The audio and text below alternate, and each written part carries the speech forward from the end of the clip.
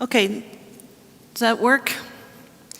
Okay, I'm sorry I'm so loud, but like I said, the people on the video need to hear. Okay, Morg, tell me when you're ready. All right, so good morning. My name is Mary Beth Jambor. I'm the Director of Sacraments and Worship at St. Mary's, and that means that everything that happens in the church ultimately is my responsibility.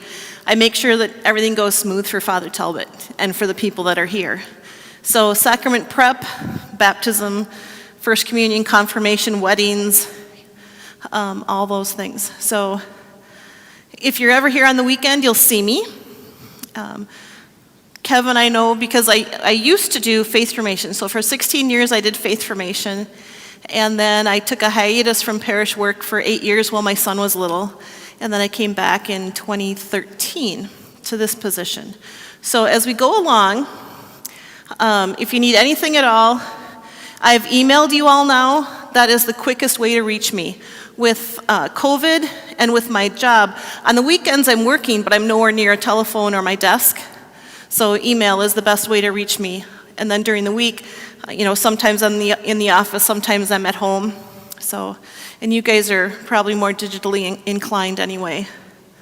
So, over behind the desk is Morgan, and you will get emails from Morgan. She helps Father Talbot and I make sure that everything is in your folder as you move along. Have you taken the focus test? Did you turn in a fee?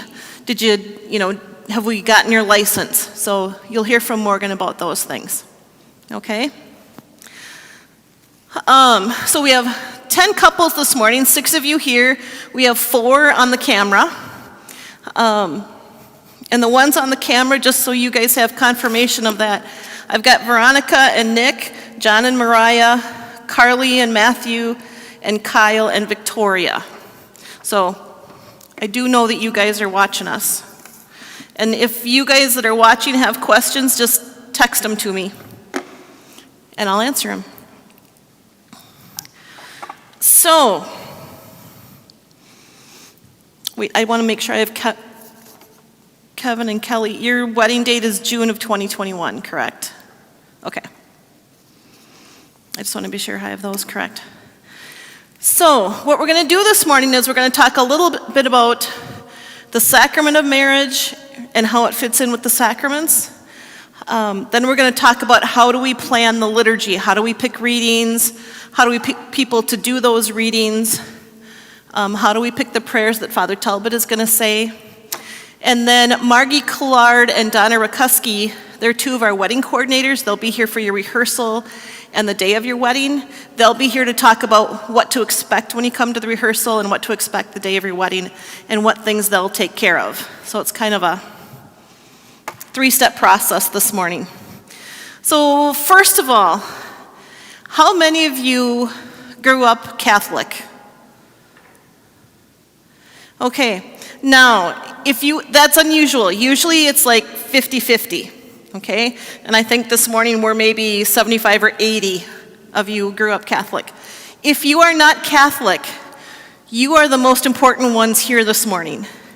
I don't want you to feel like you're getting married in your fiance's church and you're along for the ride. I want you to feel like this is your wedding and you understand what's going on, and it doesn't feel like these Catholics are some sort of cult. Okay? I want you to feel welcome, and I want you to feel like you understand what's happening in that wedding ceremony. So if I say anything and you go, oh, maybe the Catholics know that, but I don't, please, please, please stop us and ask questions. Okay? If your spouse is Catholic, you're going to be tested on what you know. You might not know as much as you think, which might make your fiance feel better. Anyway.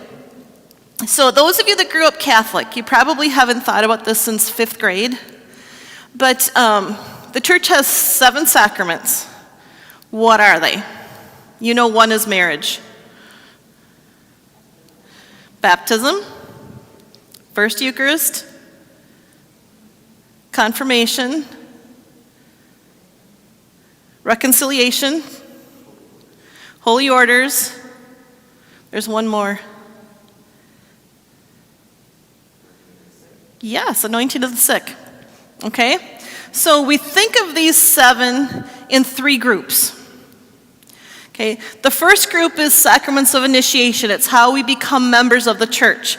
So baptism, first Eucharist, and confirmation. That's how we become full members in the church. Then we have 2 sacraments of healing, and that's anointing of the sick and reconciliation. Okay, and for those of you that aren't Catholic, reconciliation, the official name is the sacrament of penance and reconciliation. And then just to confuse you more, sometimes people call it confession. Okay? That's the trip up with the Catholic Church. We have multiple names for everything. So, anointing of the sick and reconciliation. Anointing of the sick, we can celebrate that as many times as we need it. And it doesn't mean that we're going to die in a day. Sometimes people wait until the last minute because that was the way that sacrament was shared in the past. Now we encourage people to come anytime they're dealing with a health issue, whether it's physical health or mental health or spiritual health. We encourage people to celebrate that sacrament. Before COVID, once a month we would have an anointing after the Thursday morning 8 o'clock Mass. And, most of the time we were anointing about the same 30 people every month, and then, 5 to 8 that would come because they had a surgery coming up or, something that was a one-time thing. So, and reconciliation as well, we can celebrate that sacrament as many times as we desire. Then we have our sacraments of vocation. So, how we're going to live out our faith. And those 2 sacraments are holy orders and marriage or matrimony. See another one where we've got 2 words for the same thing? Holy orders is just for priests, and then matrimony is what you're all here for. So we're going to talk about that sacrament. In order to celebrate any of the 6 sacraments, we need to be baptized first. Okay. That's our entry into the sacramental life of the church. Okay. So that's why when you met with Father Talbot, he said, I need proof of your baptism. Okay. That's because we need to celebrate that before we can celebrate the other sacraments. So, how many of you met with Father Talbot at least once, and maybe it was Zoom? Okay, so then you guys should know this answer, hopefully. For confirmation, the minister of the sacrament is a bishop. For baptism, the minister of the sacrament can be a deacon or a priest. For Eucharist, the minister of the sacrament is a priest. For reconciliation, it's a priest. For anointing of the sick, it's a priest. For holy orders, it's the bishop. Who is the minister of the sacrament when it comes to marriage?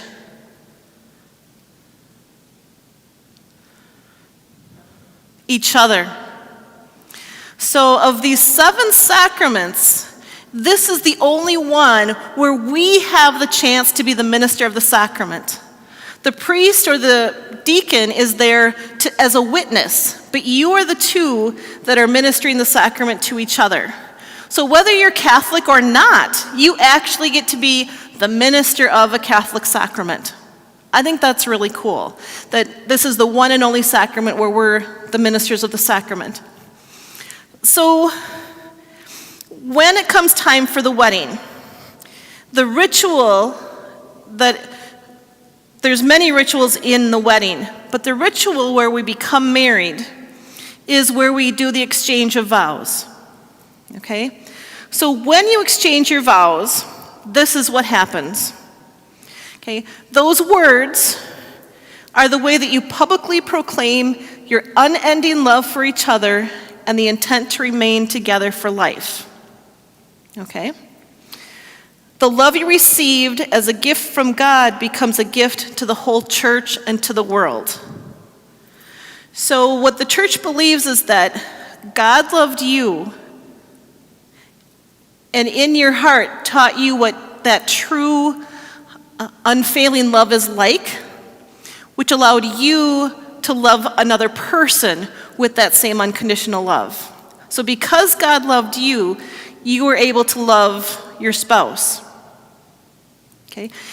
as a couple, that love together becomes a gift to the whole world. We believe that's what happens through the sacrament of matrimony. As a sacrament, your visible love and faithfulness to each other becomes an effective sign of God's love and God's care for all people. Okay, that's kind of the same as what I just said. This is your vocation and the way you will live out your faith and service to God and others. So, I'm a fan of synergy. And how would you describe synergy? Don't look, I know it's early on a Saturday morning. Okay, functioning better together. So, if in a marriage we say 1 and 1 equals 2, there's not much synergy. But if we say 1 and 1 equals 3 or 5 or 7, that means that together you are more than the sum of your parts. Does that make sense? So that neither one of you separately could accomplish what you can do together. Okay? So that happens in matrimony. We bring out the best in each other.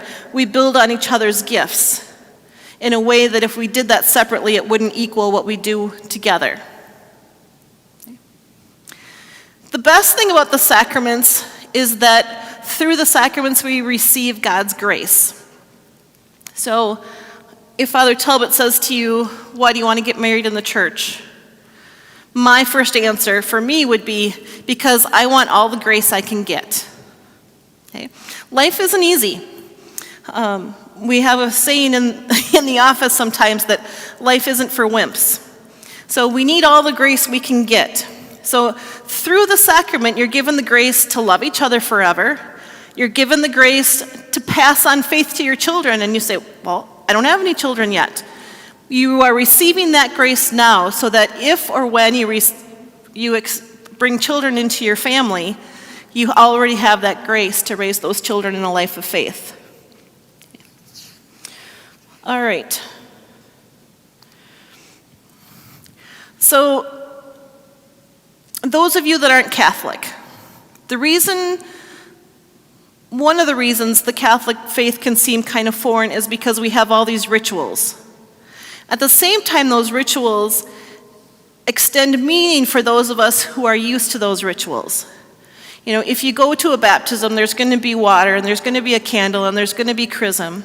If you go to a wedding, there's going to be vows, and there's going to be rings. Okay?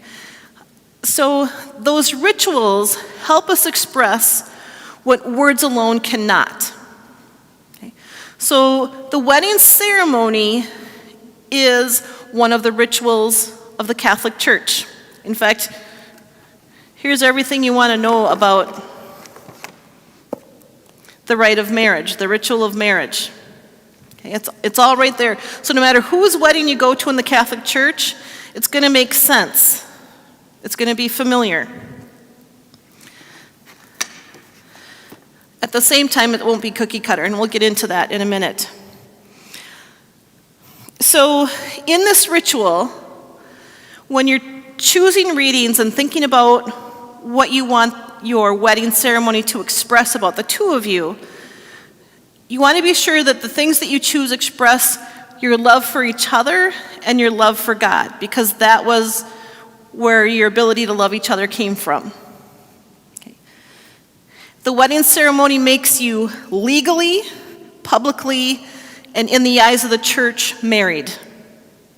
Okay. And then the word liturgy, you know, we call it a wedding liturgy. You're at a wedding liturgy workshop. When we're in the church and we pray or we're at Mass, it's liturgy. The word liturgy actually means the work of the people.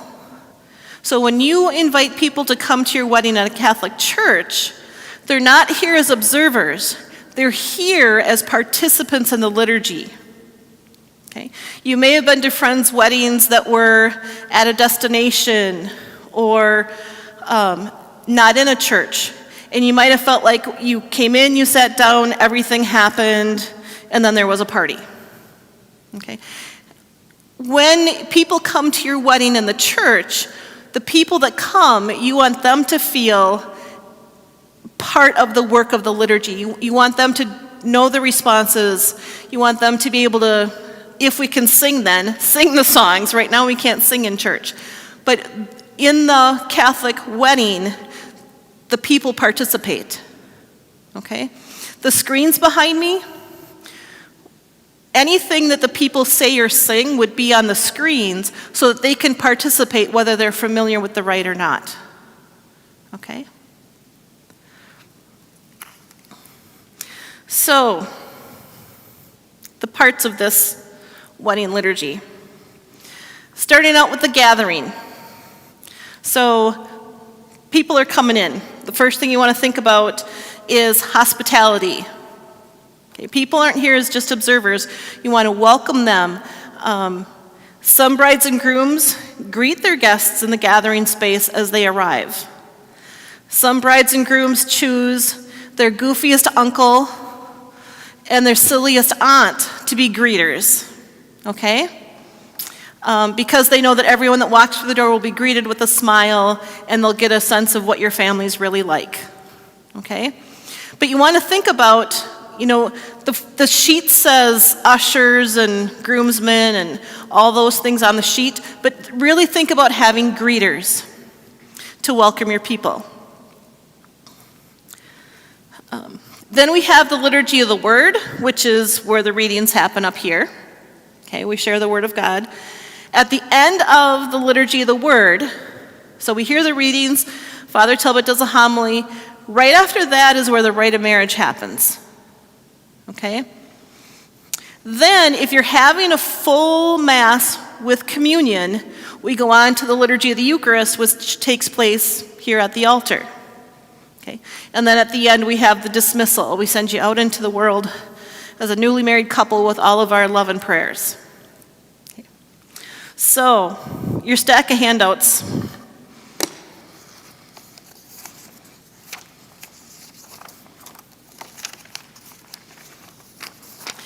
There's a yellow and an ivory sheet, and one says Eucharistic liturgy, one says non-Eucharistic liturgy. Now we're getting into the nuts and bolts. If you haven't already decided with Father Talbot whether you're going to have a full Mass with communion or just a wedding liturgy, talk to him about that to decide. Okay? That depends quite a bit on who your guests are going to be.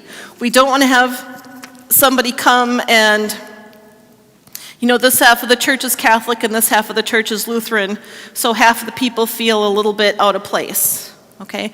We want to be sure that whatever we do, everybody feels welcome. But Father Talbot will be the best person to help you figure out which of these two you are going to choose. Okay? All right. This book. Let me look at my notes here. So, in this book, I'll get my copy because it's tabbed. So do you see on the sheet, it says, there's A1, 2, 3, 4, 5, and 6. This book helps you make those choices. What's wonderful is, I said, all Catholic weddings should feel familiar. At the same time, you get to choose every reading. You get to share the prayers that Father Talbot will say. So that 1, 2, 3, 4, 5, and 6, that's actually a prayer that Father Talbot says, and you get to choose which one you want him to use. Okay? Using this book, it's a great resource.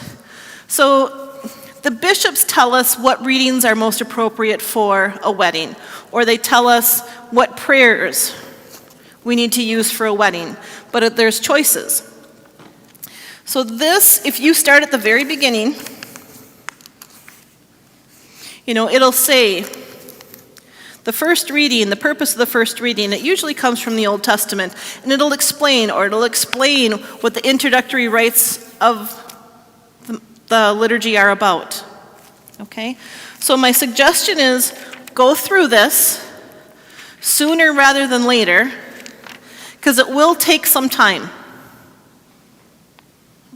And let's say you have a favorite reading. You know, I don't see the Beatitudes in here, and we really, really, really love the reading of the Beatitudes. Can we use that? 99.9% of the time I'll say, yes, that's fine. Okay? So if there's something you really want to use, just check with me, and it should be okay. The little asterisks, so if you see on here, it says, at least one of the 3 readings chosen must have an asterisk. So between the Old Testament, the New Testament, and the Gospel, one of those needs to be a reading that has an asterisk next to it. Okay? So it's kind of like paint by numbers, only it's putting your wedding liturgy together. A few things about people. When it comes to choosing people that are going to do your readings or be Eucharistic ministers, for a Eucharistic minister, if you're going to have communion, the people that are Eucharistic ministers need to be baptized Catholics. Okay? Best case scenario is you have a relative that's a Eucharistic minister in their parish, because they'll know exactly what to do and they won't be uncomfortable or nervous. Next best case would be choose a relative or friend who's very active in their church. Okay? They're the ones who are going to be most comfortable. For readings, my suggestion there again would be choose somebody who's active in their church. They could be Lutheran, and maybe they even read at the Lutheran church. They can still read here. But the people that are already comfortable in a church environment are going to be the ones that, one, understand the importance of the role you've asked them to do, and they'll be able to do it in a way that's comfortable and in a way that those listening can hear the Word of God. Okay? Does that help a little bit?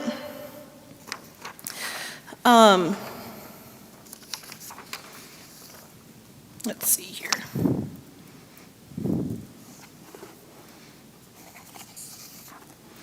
On this sheet,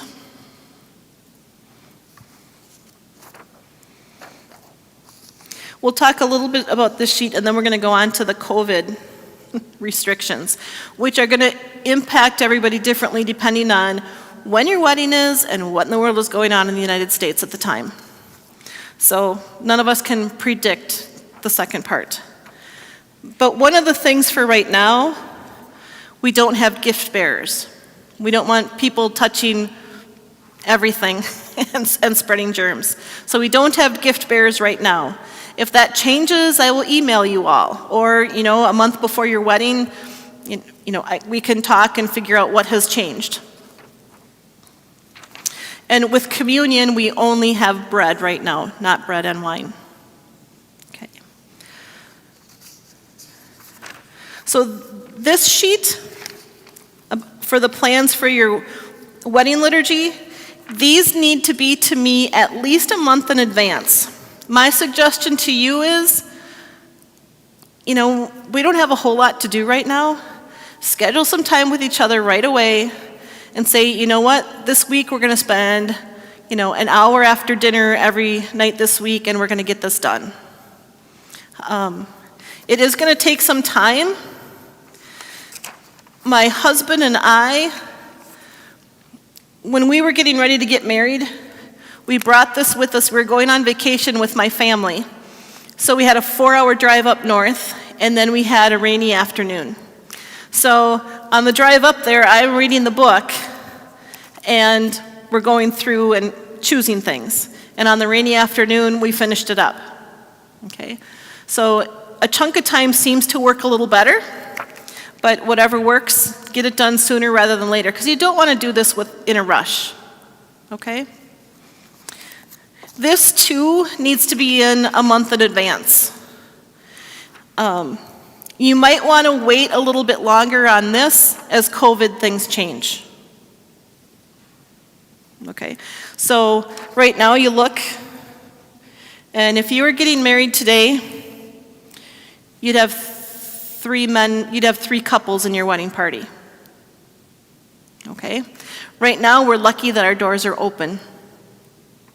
So don't panic, if your wedding is coming up. We'll talk, we'll figure things out. I'm giving you the worst case scenario today. Okay? You can. Yes. You can send them directly to me. I will make sure that, like, this one has to be approved by music. I'll make sure that it goes to Rebecca. I'll let Father Talbot sneak in here. Hi, everybody. Well, welcome. I'm sure Mary Beth told you we haven't done this for a while, so it's good to see everybody. I sent everyone an email about, most everybody an email about having a meeting with me. Did everybody get that email? I'll respond back. I'll look at the emails today. I'm going back to the office after I hear confessions in my fish house. Plus the mercy. Dressed like this. Then I'll send a response back. Hopefully everybody has agreed on a date. Then I'm meeting with some priests tomorrow night for dinner, and we're going to discuss marriage prep. And then I'll tell you which online inventory and the compatibility test to focus we talked about. Okay, then I'll send you out an email about that. You're all in good shape. I think the earliest wedding is May. I think it's June. June? Yeah. You might have it on TV, or who's watching this. I just have June. Okay. The May already did this already. The other thing that everyone needs to get done is you're going to talk about that, Yep. yeah, the retreat, either the one at St. Thomas that's online right now, or that one. Okay, so get that scheduled. That's the hardest thing, to find a weekend that everybody's available, Friday night and Saturday. Okay, Mary Beth will cover everything. You met Morgan. She's taken over for Stephanie, so you heard probably emails from Stephanie. Stephanie is increasing hours in another parish, so she's moving over there. So Morgan is kind enough to step in. Any questions for me? Good. All right. One of my questions. If you have questions, we've been focused so much on Christmas, so I apologize for the delay in getting back to you, but we'll get it all resolved. Okay? Off to my officials. All right. Thank you, everybody. Alrighty. So this one, both of those can come back to me. I'll make sure that it goes in your file and that everybody that has to sign off on it signs it. You can always scan things and email them to me, rather than turn them in person. Obviously, you can use email to get it back. Any of these forms are on the parish website.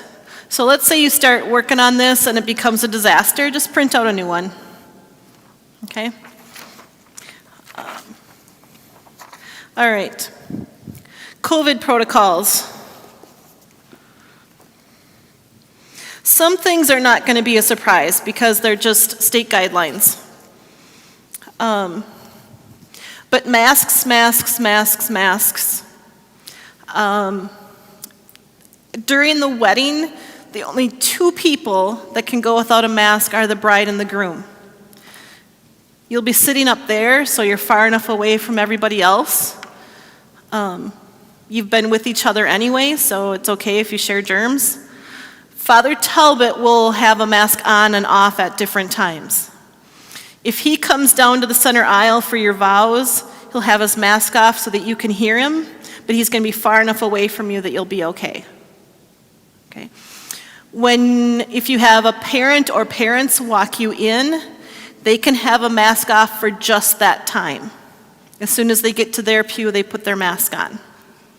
Okay, everyone 2 and over, which is the state guidelines. Your wedding party, everybody, mask. Okay? And if they say to me, well, I just got over COVID, I don't need to wear a mask because I can't catch it and I can't give it to anybody else because I just got over it. False. 100% false. There are no exceptions to the mask rule unless you're under 2 years old. We had one woman that came to a wedding that was incredibly pregnant. And we just put her off in a corner so that she could not wear a mask and not be breathing on anybody. And I think she was happy to kind of be off in a corner by herself. But so if there's something like that, or you have a relative that has a health issue, let us know. We can plan ahead. But there are no exceptions to those mask rules. Some things that we've done to try to limit gathering is we have the wedding party go in the St. Joseph room ahead of time so that when people arrive, they arrive and they're seated. Okay? And then afterwards, as the wedding party leaves the church, we scoot you right into the St. Joseph room so that people leave the church afterwards. Okay. We've tried a couple things with receiving lines. We're just not doing them. There's no way to do them in the church without having traffic blocked up. So we've even tried doing them like out on the stairs, and they get backed up in the St. Joseph room even though the receiving line is outside. So you can read through all of these things. I was just going to look and see. Your ushers are going to have to help us see where we're sitting right now. This is how seating is. So we're using 1 out of every 3 pews. And then if someone was here that didn't live with you two, we'd have to have 6 feet between the next people that sat here. Okay? So if you have families coming, you'll be able to put a lot of people in a pew. If you have mostly couples coming, they're going to be scattered about. So we can fit about 125 in here with the restricted seating, but it really depends on who is coming. All right? And like I said, things may change. But we've been in this particular circumstance with seating since maybe May. So it's been quite a while. Microphones are a huge issue with disease transmission. So our only musicians are our parish musicians. So Rebecca or one other accompanist. Rebecca's phenomenal. Carly is our cantor. And Carly has a beautiful voice. We don't need to apologize for not giving you many choices. It's the best way to keep people safe, but they do a phenomenal job. Make sure you talk to Rebecca ahead of time, and there is a sheet in here about music. And then on the website, if you go to the bottom of the page about weddings, you can click and it will list the songs, and then there's YouTube links.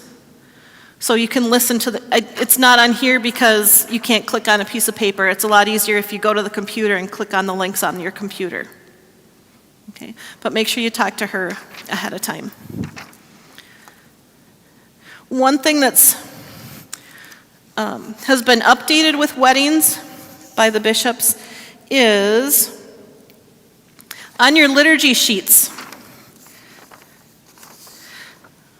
On the tan one, it says procession music, and then gathering song is optional. Okay? So if you want to come into Canon and D, but then you want everyone to stand and sing as we begin, you can do that once everybody's in here.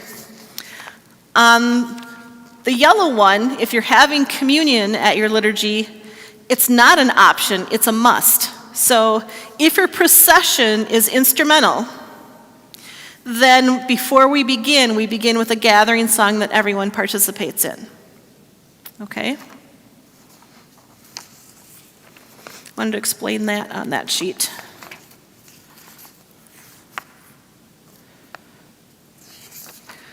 For communion, if you've been here for Mass, everybody stays seated and the Eucharistic ministers go to the pews to distribute communion. There's no line, again, to keep people from bunching up.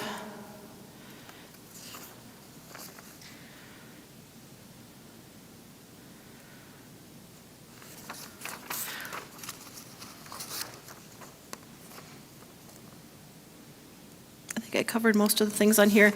And no displays or guest books in the gathering space too, because that keeps people from clumping up. Any questions about anything so far?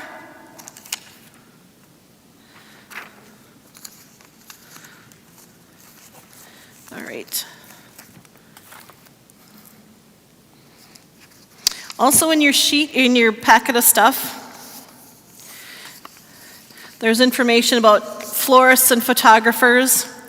The main thing about florists is we can add to, but we can't take anything away. So if you're getting married in June, you're going to have like some light greens. Okay, it's not going to clash with whatever you choose. Okay, it's pretty ordinary. Advent, we're going to have purple, which might be more of a problem. But sometimes people will schedule a December wedding and they come in on December 5th and they say, oh, I thought it was going to be red and green because it's Christmas. It's not Christmas yet until Christmas. So just if you're concerned about what color the church might be when you get married, give me a call and I can help you know that. But we can add to, but we can't take anything away. For the photographer or a videographer, they need to stay on the carpet and they can't be moving around during. We've got a spot there that photographers like, we've got a spot there that photographers like, and the back of the church. If you want, they can be in one spot for the procession and then move one time. But we shouldn't notice them, is really how that needs to go. People bring someone in to do videography.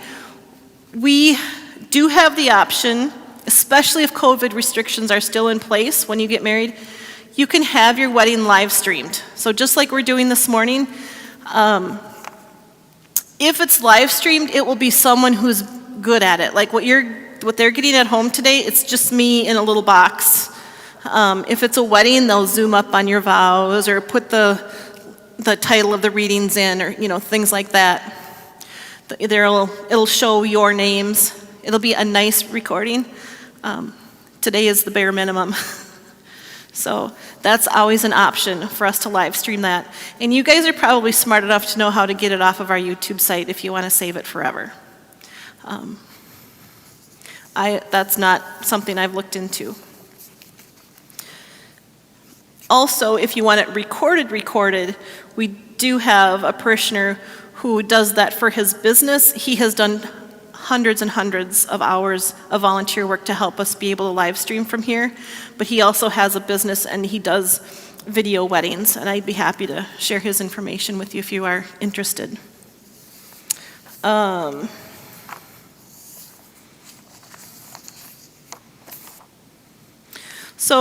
the orange sheet is the wedding policy statement. Most of our weddings are 2:30 on Saturdays, and the window that the church has reserved is noon to 4. Okay, and it says on here, arrive no later than 1 p.m. You don't want to be late for your own wedding. 1:30 p.m. Because you'll have a half hour then before you have to go off into the St. Joseph room and let your guests arrive. So 12 to 4, arrive no later than 1:30 p.m. One thing I want to point out on there is towards the bottom, drinking or drug use forfeits the refund and could result in your wedding being postponed. So that means no drinking in the parking lot, no drinking at the hotel before you arrive. And I'm not talking about you. You guys know you have to be on your toes. Make sure your wedding party understands. Like I said in the beginning, you may have been at weddings on the beach in Mexico where everybody has a tequila shot before the wedding. That's not how it goes here, but you need to make sure your friends and your family members understand that. okay? You don't want them to ruin your wedding day. And we will say that again at the rehearsal so that your wedding party doesn't put you in a pinch. For the first time ever, I had members of a wedding party drinking in the parking lot this summer. And the best case scenario is I won't let them be in here for the wedding. The worst case scenario is the wedding would be postponed. We will do everything we can to make sure that your wedding happens, but we can't have members of the wedding party sitting up front under the influence of anything. So,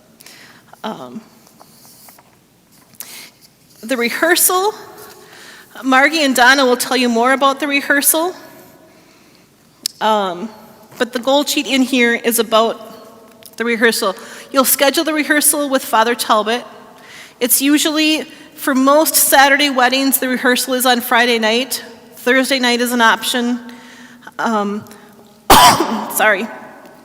But that is one thing that isn't determined yet, and you need to be sure that you set that date and time with Father Talbot. Okay?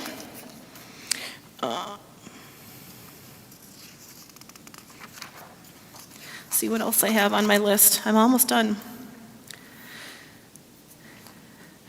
So some of you live in the area. If you are going to continue to live in the area, and if you haven't joined St. Mary's, I invite you to join St. Mary's. The easiest way to do that is to go on our website and click join and just fill it out, and someone will get back to you and follow up. If you're not going to be living near St. Mary's, I'm glad you've chosen St. Mary's for your site for your wedding, and that we can be part of your journey as you launch to other places.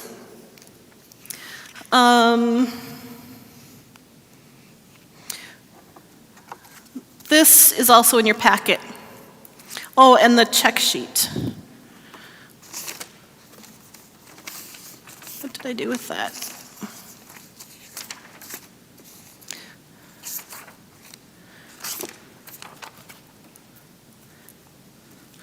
Is there a checklist at the back of your packet? White? Here, Matt, I'm going to grab yours. Madeline's my niece, so I'll share my germs with her. So this checklist, it should be in the packet that you got from Father Talbot, but I know not everybody has gotten that packet, but it's a good place for making sure that you get everything done. Okay? One of the things you need to be sure that you do is attend a pre-marriage retreat. I gave you this one. Bob Bartlett he heads up Christian Marriage Ministries. I think extremely highly of Bob. So Father Talbot said we've got the one at St. Thomas and we've got this one. I don't know anything about the one at St. Thomas. Father Talbot seems to think that that one is okay. I can tell you that if you can schedule one of the retreats with Bob Bartlett, it will be a phenomenal experience. His education is in family systems. So when it comes to communication and developing skills for the long haul, knowing what skills we should even try to develop for the long haul, he is just phenomenal. So I strongly recommend this. And these are not overnight. It's a Friday evening and a Saturday during the day. So it's both days, but you don't have to spend the weekend there. And I think it may be that they have a virtual option right now. I don't know for sure. So you can email them. Their website is really not any good, but the retreat is excellent. So don't judge the retreat on the website. All right, any questions about anything? I gave you all the work to do. If you ever have questions while you're working on something, you might be sitting down and having coffee and going through your book and choosing things on a Saturday morning. And if I'm in my email, I'll answer your question. Okay? So you can email anytime. I'm always here to help you. If you have questions that I don't know, I'll make sure that I refer them to Father Talbot or I refer them to one of our wedding coordinators so that we get your question answered as soon as possible. So All right. If you guys want to do a quick, like 3-minute bathroom break or stretch your legs, I'm going to get Margie hooked up with a microphone, and then we'll start up again. Thank you very much. I'll still be here because I'll be over doing the recording at the desk. So.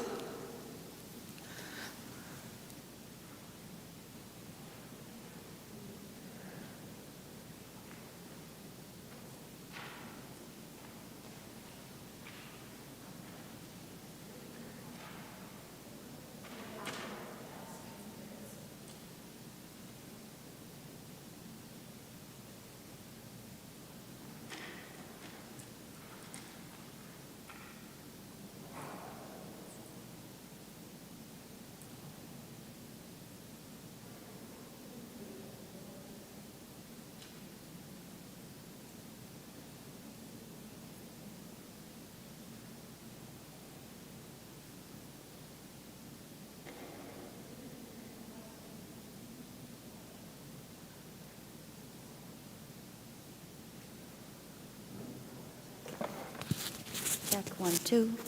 Check.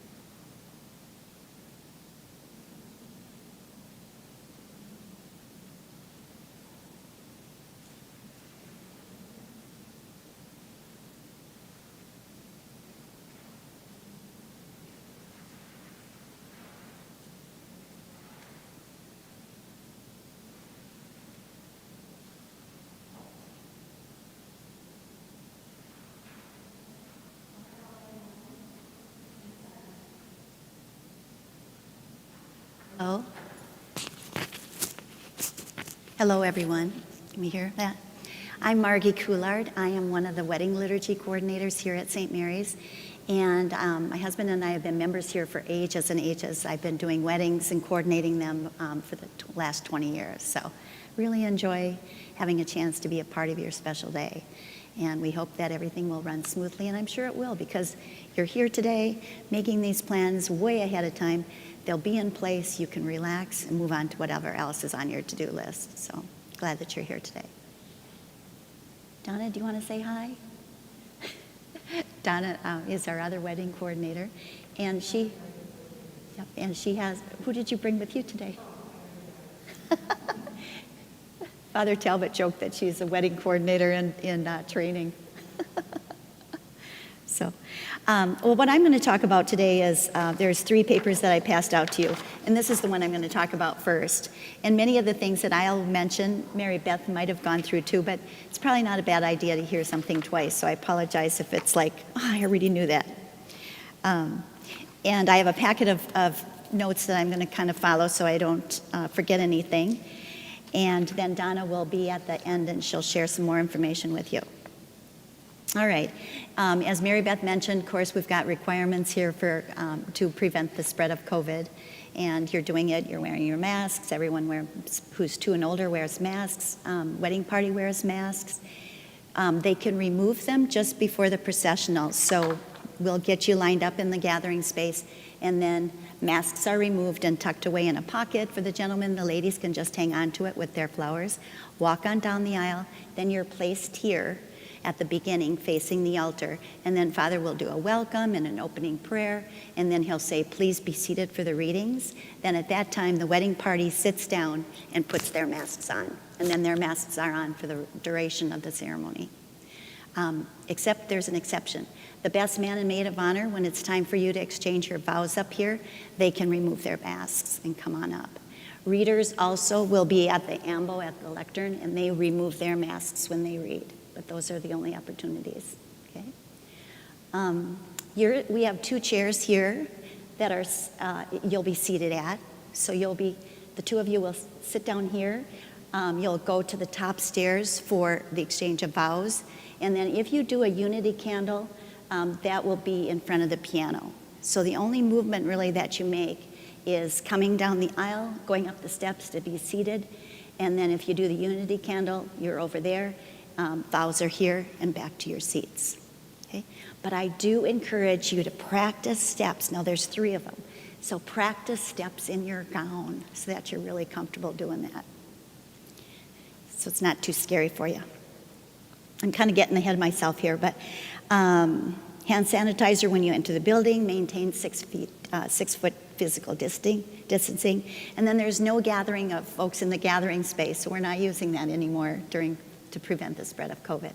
So wedding party will be shuffled back into the St. Joseph room and awaiting the processional, okay? Our job as wedding coordinators are to support the bride and groom. What we do is we get a copy of those planning sheets that you're working on. We get them in the mail. We review them. We go over any questions that we might have. We'll give you a call to check in, say hello, and then we'll connect and see about answering any questions. Then in addition, we confirm the dates and the times and any questions that you might have. And then we also assist the presider, which is probably Father Talbot in your case. We set up the worship environment. We support you as the wedding couple. We answer questions, problem solve situations, and try to maintain a calm yet festive mood here. And then we carry out your wedding liturgy plans, keeping in mind the policies of St. Mary's. Okay. What can we provide you? Well, we have a plastic bin that we put in the bride's room there, and it's got adhesives in there and like little tools and a sewing kit and anything that might come up that you might need on your wedding day, we'll put that in there. And then also in the bathroom in the bride's room is a chest of drawers, and there's 3 different drawers and kind of feminine type supplies or other things. I don't know what else is in there, but that's up for you too, so you can help yourself to any of that. We also have a wedding banner that we hang at the ambo, and it's a cross with the enclosed rings. And then the rehearsal is usually the evening before your wedding, or maybe on a Thursday if your wedding's on Saturday. And then all participants in the wedding should probably plan on attending so that they have an idea of what to expect. It usually takes an hour. We begin promptly, and it's not a time for the musicians to practice. If you are having other musicians, that should be done at another time and scheduled through the office. And it's not a time to make any changes on previously agreed plans. Okay? All right. So I'm kind of midway through this agenda now. We're at Christian marriage. And just a word about that. Marriage is celebrated in the sacrament of matrimony. The couple is bringing together what is intensely personal. That's your commitment to one another, to the larger community here at St. Mary's. And everyone present should participate by hearing, seeing, speaking, and praying, and by most of all, witnessing your vows. So you have those 2 witnesses, but then in addition to that, all your guests and the others that are attending are also witnesses. Those 2 are just the official witnesses. And of course, there's no singing, but you can encourage you to sing in your hearts. Our faith community, St. Mary's of the Lake, wishes to receive you both and support you in your commitment to one another. And then to demonstrate your connection to St. Mary's, for those of you who are going to be continue to be members, take a look at the bulletin. There is copy. This is online now because you don't pass them out anymore. But take a look. There's so many activities going on. Although with COVID, things have kind of slowed down a little bit. But things will pick up, and there'll be opportunities for you to participate and be a part of St. Mary's. So we would love to welcome you to do that. All right. So now the heading is Keep It Simple. And my mantra for the day is to keep it simple. Be comfortable in your gown. I mentioned that a minute or two ago. And just make sure that you're comfortable just standing in it, sitting, walking, practice the stairs like I said. It allows you keeping things simple allows you for fewer worries, and you can focus on what's important, the music, the readings, and the exchange of vows. And you're putting in some work to make those selections, and it's really wonderful that you can personalize the liturgy to make it your own. And so you put some effort into it, and you just really want to be able to focus on that rather than wardrobe malfunctions or whatever. So keep that in mind. Liturgical environment, Mary Beth mentioned that you can add to the environment, but you can't adjust or take anything away. And so people walk into this church usually and they say, oh my gosh, this is just such a beautiful church. And it is. And I think its simplicity shows. And the main purpose of people coming to church is to worship God. So you don't want to have a lot of distractions. So, everyone's attention will be on you guys. And so that's where it should be, because you are exchanging your vows for the very first time, and the only time, I imagine. So, care should be made not to obscure the primary purpose of the liturgy, which is to worship God and exchange your vows. And as you can see, this is the way the wedding will be set up as far as seating goes. So the first two rows here are, this first row is of the wedding party. The second row is for parents and family, special friends. And then you'll see that there's two roped off, and then there's seating, and then two roped off to allow for social distancing. And so that's the way it will be next year too. And keep that in mind. 125 people can attend your wedding. And is there anything else I wanted to say about that? Oh, what happens is older guests we usually seat here in the middle area, and then younger guests we kind of seat over here on this side. And the reason being is when we exit this way first, row by row, so that people can just kind of make their way right out, and then the ushers will help with that, and then the younger crowd can just go out that way. So it's just an easier flow of folks. Aisle cloths are not permitted. Okay. The next thing I'm going to talk about is you guys, the bride and groom. And so what is your role? I have a couple of notes on the handout here. What is your role as the bride and groom? Well, as we mentioned, you are selecting all the readings, the music, and everything else for the liturgy. So you're welcoming the Word of God, and so we'll hear that word. You announce your intentions to Mary, to the St. Mary's community, and then you also, why are you two up here? Do you know the reason for that? In the sacristy area? I mean, in the sanctuary area here?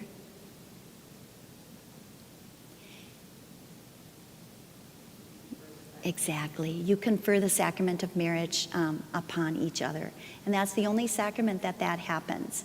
The presider is the official officiant that's necessary to make it legal. But you confer the sacrament upon one another. So it's a very special time. All right, so I'd like to talk a little bit about first moment together and the custom of the bride not seeing the groom ahead of time harkens back to the days of old when brides were considered property and were passed on to husbands by their fathers. And so, of course, that's not true to form now, and you know each other so well, you've made your commitment to each other, you've planned your future together. So what we suggest is that you have a first moment together, and that could be either here in the sanctuary, it could be in the gathering space, it could be outside in the chapel, and maybe you want that first moment to just be the two of you, and not anyone else, or maybe including the photographer. Maybe it's okay if friends and families just kind of take a peek. So consider that as an option when you're making those decisions.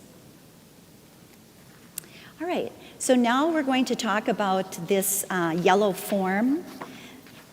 So right now I'm on this part of the agenda, but I think there's a yellow form that says wedding coordinator worksheet.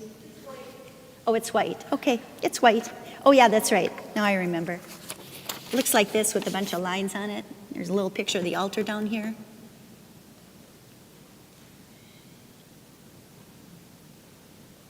So this is really important to Don and me. We don't get along without any of this information, so it's really important for us to review this. Everybody find it? Okay. So I'm going to talk first of all about the kind of the info at the very top. Oh, wait, I forgot. Oh, yeah. Okay, here we go. The presider, official witness for the church in the state of Minnesota, date and time, number of guests expected. And the reason why it's important for us to know that, we kind of get a feel for the seating. And then also if you're having a Eucharistic celebration, how many hosts to count out for communion. Over here it says live stream, yes or no, or videotape. You can hire someone or someone from the family can videotape the liturgy. The videographer finds one spot on a carpeted area. So carpeted area is where they can be. Photographers, we tell them that too. Once they've got the processional pictures, then the photographer finds one spot on a carpeted area and stays there and then continues to film. And then St. Mary's will live stream the ceremony via YouTube if you wish. Okay, the unity candle is next on this little sheet here. That's optional. You can do it, or you can have that or not. If you do have it, we have a candelabra that we set up over there by the piano, and it's a large iron thing. It's very attractive, and it's got little interlocking rings on it. And you would bring the, back to your brown sheet here, it says the unity candle is 3 1/4 inch wide candle, and then you would also need to bring 2 7/8 inch tapers. And those are just standard sizes, so don't get stressed about it if you're wondering. Or you can, if you have, and then you can use our candelabra, or if you have some special candle holders. Our daughter received some from her grandmother, and so we just used a table like this over by the piano there, so we had her candle holders here. So there's that option too for you. Or you can just kind of forget it too. There is no guest book during, because we don't want people to kind of get stuck in one place. We just want people moving. And then no receiving line either. Okay. Arrival time at St. Mary's, as Mary Beth mentioned, the church is reserved for you from 12 to 4 on a Saturday. And then we would like you, if you're taking pictures off-site, to be here at 1:30. Okay. Photographs. I want to talk a little bit about photos. There's a spot here, time for photos. If you're here at noon, it means that you have 2 hours for photos, because at 2 o'clock we like everything kind of wrapped up. We like the church cleared to prepare for prayer, and then also we just want the wedding party and you back in St. Joe's room, kind of away from the crowd as they're entering. You also may want to make a stop at the St. Joseph the Notre Dame Chapel here, the two of you, just to have a little time together. Because if you think about it, it just might be the only time you have the rest of the day to spend alone together. Because afterwards, oh, we're so excited, we're happy that you're, congratulations, all that stuff. So take a few moments if you'd like. We'll have a prayer card in there, and for reflection, you can do a little reflection and prepare to receive the sacrament of matrimony. And then you can head over to St. Joe's once you've completed that. Try to invite everybody to be as ready as possible when you arrive so that you can get started with pictures right away. It's my suggestion to designate somebody who's got that little note card. I know usually the photographers know exactly who they're taking pictures of, but if somebody in your family has a little note card with, okay, we're doing the men first, now we're doing the women, and so some sort of list of photos, then they can kind of get people ready to go and in place so that you're not searching, where's Uncle Joe? We got to get a picture right now of uncles and aunts. And so it just kind of maximizes your time. And photos should be finished 1/2 hour before the ceremony starts. And then I mentioned that you may want to stop in at the Notre Dame Chapel. And then the photographer should find one spot on the carpeted area and stay there. Additional photos following the ceremony, you may want to be on the front lawn. The pictures here are just fabulous with the gray stone church, green grass if that's green, if it's summer. Snow is fine too. And then the contrast with the gown, it's just beautiful out there. So pictures outside, maybe downtown at Railroad Park or at Mataska Park down by the lake. So lots of opportunities there. Okay. All right, so now I'm going to talk here about the left side of your plan, of the wedding liturgy coordinator sheet. And the right side's pretty similar, so we'll kind of key in and do the left right now. You'll want to select 1, 2, or 3 readers, and who are kind of like the storytellers in your family. Who are the people who really aren't afraid of speaking in front of a crowd? Who are those types of folks? So think about them as readers. One will read an Old Testament reading, another will read a New Testament reading, and then the third reader is the prayers of the faithful, where Lord, hear our prayer, where we respond. And you can have 3 people, you can have 2 people, you can have 1 person do it all. So just decide what works best for you guys. Greeters, we'd like to have 2 greeters at the door here. The parking lot doors are the ones that are open. People obviously park in the parking lot. They come in. Greeters will invite those folks to come in, make sure that they have a mask on. They'll invite them to sanitize their hands and then to be seated. So as soon as guests start arriving, ushers are at the ready and getting folks in and seated so that there's just kind of this nice movement of people and then they stay put.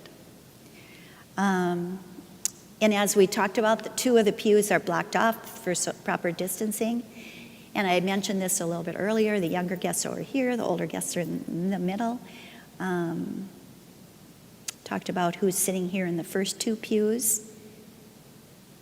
And then the special seating. Is there any special seating for people who are disabled or may need a little bit more of assistance? So let us know about that, and we can allow that. And then following the ceremony, ushers help with exiting folks and getting them out. And then they come on back in and pick up anything that might have been left behind. So that's helpful. Grandparents seating. There's a couple of options for grandparents. Sometimes grandparents, the prelude music begins at about 15 minutes before the ceremony. So at about 2:15, the prelude music will begin. And some grandparents like to be escorted in, just sit down, relax, not even have to worry about anything else. Other grandparents kind of like to hang out in the back. It'll be in the St. Joseph room where they'll be hanging out with the wedding party. Maybe the parents are there too, and just kind of being part of that activity. And then during that last prelude song, we'll kind of get the grandparents in and seated, and then we'll move the wedding party to prepare for their processional. Okay? Whatever you decide, both grandparents should probably be doing the same thing. So both sets of grandparents on both sides should be seated or coming in during that last prelude. Okay? And then there's the rehearsal date, rehearsal time, wedding coordinator, and projectionist. You probably won't know who the wedding coordinator is or the projectionist. Those will be assigned later, but you can certainly include the rehearsal info. And remember, you need to schedule that rehearsal with Father Talbot to make sure his calendar is open, and then also that the church is available. So as soon as you make that determination, you'll want to check in with the office and make sure that the space is open. And then we'll groom's parents. Okay, And then the right side is pretty similar. The right side, communion distributors. If you are having a Eucharistic celebration, you will need some communion ministers to help out. And things are just a little bit different. There is no communion procession. Everyone stays put where they are. We're standing at this point. Those of guests or attendants who would like to receive communion just remain standing like this.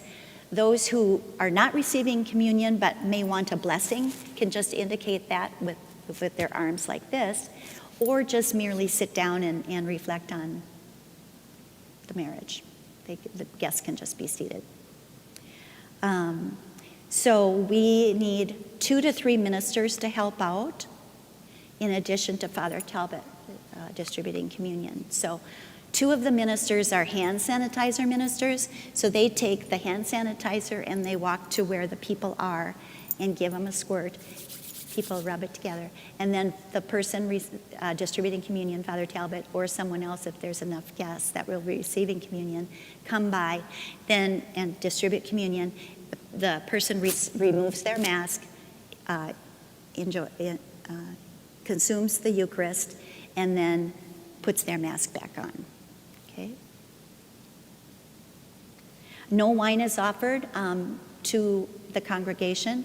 If you too would like that, that's an option for you too, both of you. Communion ministers should be baptized Catholics and experienced if possible, and then they should check in with the wedding coordinator just on the day of the wedding, just to connect. The wedding coordinator can also serve as a Eucharistic minister. Okay? Gift bearers, there are none. There is no gift presentation. Personal attendant, that's someone that I can ask questions about, or they know where something might be. And then return to the liturgist, that would be returning to Mary Beth about a month before, at least a month before your wedding, and then the bride's parents. Okay? Questions? I know we're throwing a lot of information at you, and it'll gel once you kind of walk through the papers. Now I'm going to be talking about the middle part of this, and that's the order of procession. So a few words about the procession. As I mentioned, the prelude music begins 15 minutes before the ceremony starts. And if you think about it, this is before COVID. Before COVID, what was the order of procession like on Sunday Mass? Can you remember back that far? Kind of who comes in first?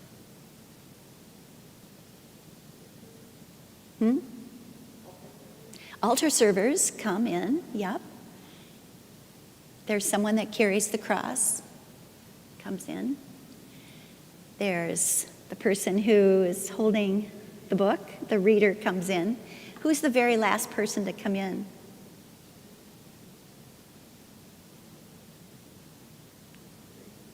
Right, the priest, the presider.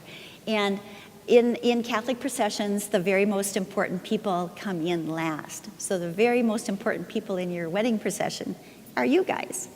And so what usually, if you take a look at the table here, this is couple 1, couple 2, and couple 3 is the best man and maid of honor. If you are inviting children, then the ring carrier and the flower girl would be next.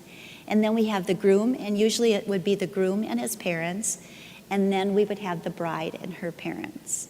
And the reason why we talk a little bit about the bride and groom walking with their parents is because you were raised in a family with parents, and it's like your family is presenting you in marriage.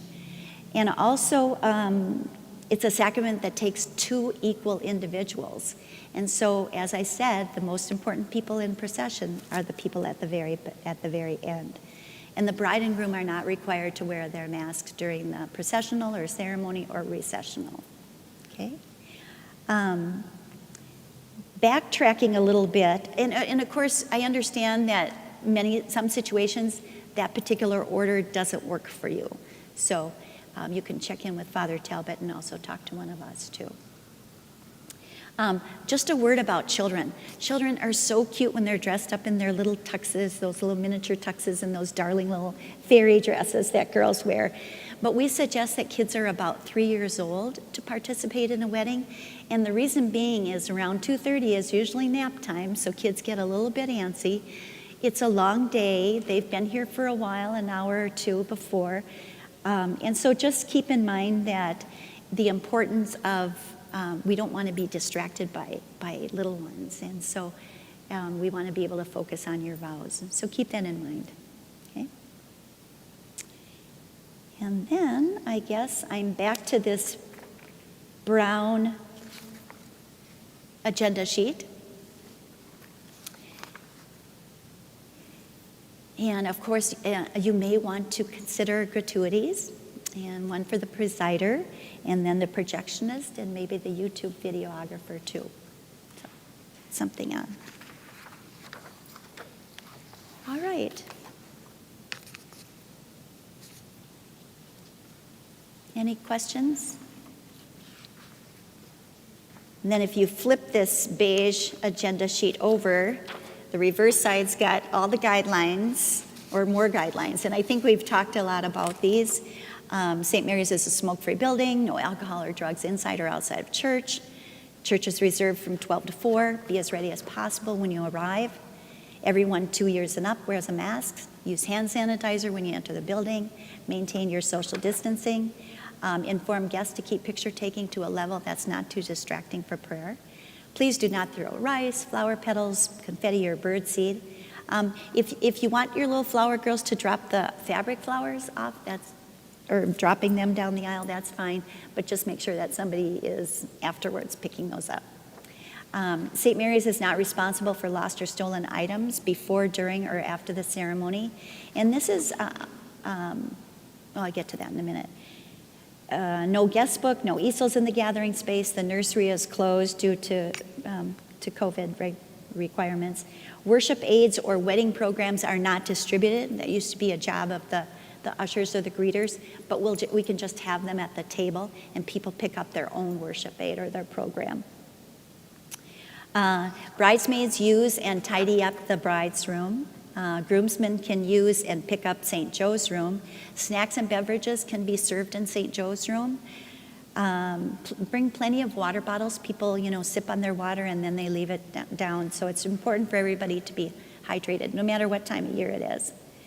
And then any boxes or bags or containers that are brought into church need to be brought out to the cars for disposal. Any of the snack type items can be tossed in the garbage in St. Joe's room, but any of that other plastic, or sometimes those flower boxes, are huge. We don't have a very large waste receptacle out here at church, so if somebody would take those out to their cars, that would be great.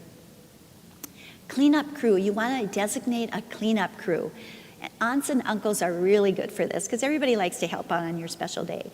So the cleanup crew will just kind of walk through church just to make sure it's all picked up and ready to go for the next liturgy. They'll walk through the other spaces too.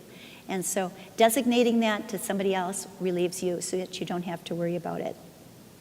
And then one final request is that everybody takes their cars from the parking lot. And that reason being is there's 5 o'clock Mass on Saturdays. So once you guys are kind of exiting, our seniors start arriving.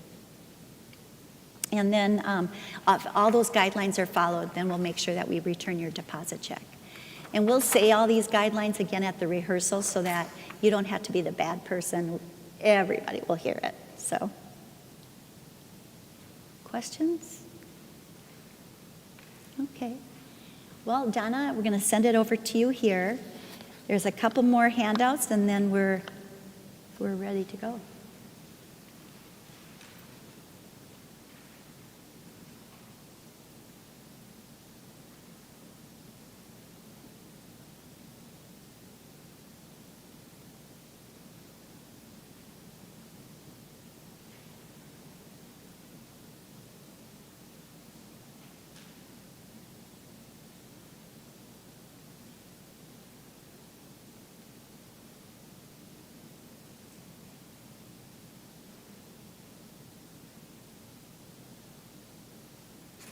Hi, I'm Donna. I'm the other wedding coordinator. Just read this. Oh, hi. Just read that. It says, just breathe. This is so overwhelming. I get overwhelmed. So I can imagine what you guys do. Just remember that a lot of this you're going to go over when you're home and you're by yourselves and you're like, oh, that's right. That's what she was talking about. Okay? I hope everybody can hear me. Am I pretty quiet? Maybe if I take this thing off, I am never quiet. Everybody tells me I talk too loud. Okay, well, the first thing I want to go over is the timeline. That's pretty important throughout the day. So it's that salmon sheet. And we are here for 4 hours on that Saturday. So we're here at noon. And you're welcome to come at noon if you're going to take a lot of pictures here. But we ask that you be here no later than 1:30. 1:30. That's the cutoff, because it takes time for you to get in here. We get you organized in St. Joe's room. You got to chill. You sit. We close the door, because that's when people start coming. Okay? So it's very important you're here by 1:30 at the very latest. 2 o'clock, the photos are done. So if you're taking photos here, you don't have to be here at 1:30. You're already here. But the photos are done. And a lot of times the photographers, they'll take, 500 pictures if you let them.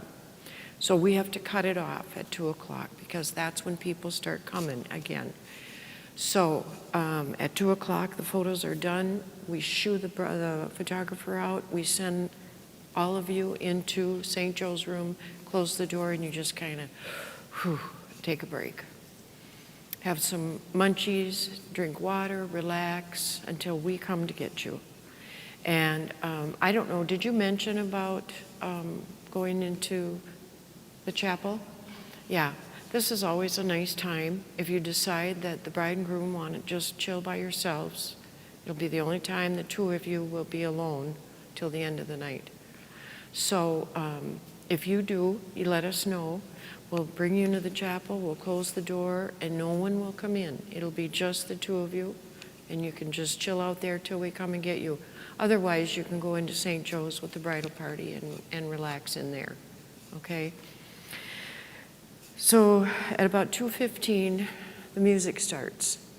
And of course, people are coming, and at that point, a lot of times that's when we like to seat the grandparents.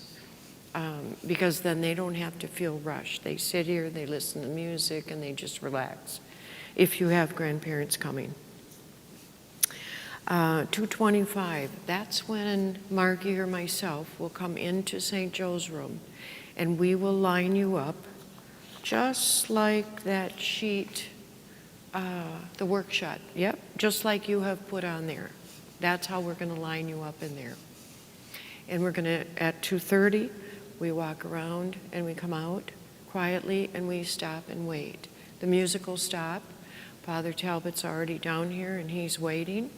And the music begins and the procession, you will come in. Once you're all in here, the Mass will start.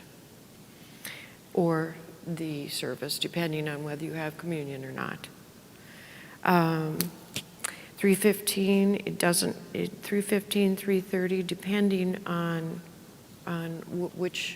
which type of service you have. Should I read the small print here? Everyone 2 years, we've already done all this stuff. Yeah. So once you come in, and I don't know if Margie, once they come in, did you show them kind of where?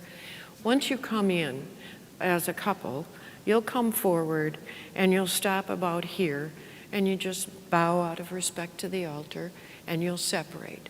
And the bridesmaids will come over here and they'll turn and wait, okay? And then the second bridesmaid and the third bridesmaid, and we're all going to wait for the bride and groom. Actually, I'm sorry, the groom comes in first. What am I thinking? It's been a while with this COVID.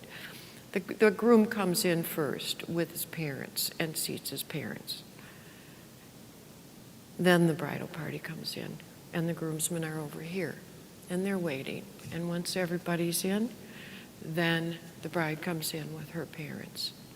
The groom will come out here, And he will thank the parents, the dad, and say thank you for allowing me to marry your daughter, if that's the case. And you're going to take her by the arm and you're going to walk up here, and then the bridal party will turn and everyone will face the altar and the service will begin. Once the service is done, you will all leave, okay? Usually it will be the bridal party, and then Father will go out with and then the parents, and then the ushers will usher everybody else out.